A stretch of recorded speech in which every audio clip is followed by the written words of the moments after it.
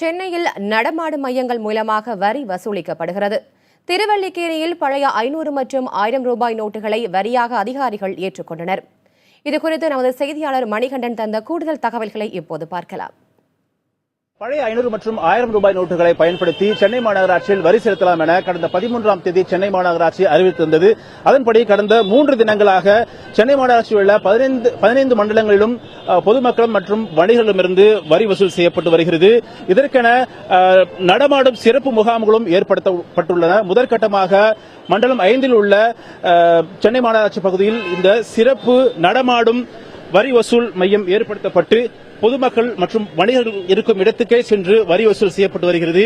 பொதுமக்கள் தாங்கள் வைத்துள்ள 500 மற்றும் 1000 ரூபாய் நோட்டுகளை செலுத்தி வரி செலுத்தி வருவதை நம்மால் இங்கு காண முடிகிறது. தற்போது நாம் இருக்கும் இடம் திருவல்லிக்கேணியில் உள்ள ஒரு நடமாடும் வரி வசூல் சிறப்பு மையத்தில் இருக்கிறோம். இங்கு வணிகர்கள் நடமாடும் மையத்தில் உள்ள இந்த கவுண்டரில் சிறப்பு முகாமில் தங்களுக்கு உரிய வரியை செலுத்தி வருவதை நம்மால் இங்கு காண முடிகிறது.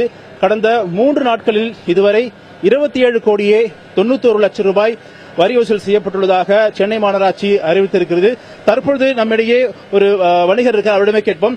சார் வணக்கம். நீங்க இப்போ இங்க இந்த சென்னை மாநகராட்சி நீங்க இருக்கிற இடத்துக்கே வந்து வரி வசூல் செய்து அதை பத்தி என்ன நினைக்கிறீங்க? எங்களுக்கு ரொம்ப சந்தோஷமா இருக்குங்க. இப்போ 1000 ரூபாய் நோட்டு 500 ரூபாய் நோட்டு மாற்ற முடியாம பேங்க்ல போய் கியூல நின்று இது பண்றதை விட இப்போ எங்க தெருவுக்கே வந்துருது மாநகராட்சி. அதனால நாங்க எங்கேயும் போகாம அலைச்சல் இல்லாம இங்கேயே கட்டிடுறாங்க. ரொம்ப ரொம்ப நன்றி சென்னை மாநகராட்சி. முதற்கட்டமாக மண்டலம் 5 இந்த சிறப்பு ஏற்பாடு செய்யப்பட்டுள்ளதாகவும் இதைத் தொடர்ந்து அனைத்து மண்டலங்களும் இதுபோன்ற நடமாடும் வரி வசூல் சிறப்பு முகாம் ஏற்படுத்தப்படும் என்றும் இந்த வாய்ப்பு வருகின்ற 24ஆம் தேதி வரை தொடரும் என சென்னை மாநகராட்சி தெரிவித்துள்ளது. புதிய தலைமுறைக்காக ஒளிப்பதிவாளர் கிருஷ்ணமூர்த்தியுடன் மணிகண்டன்.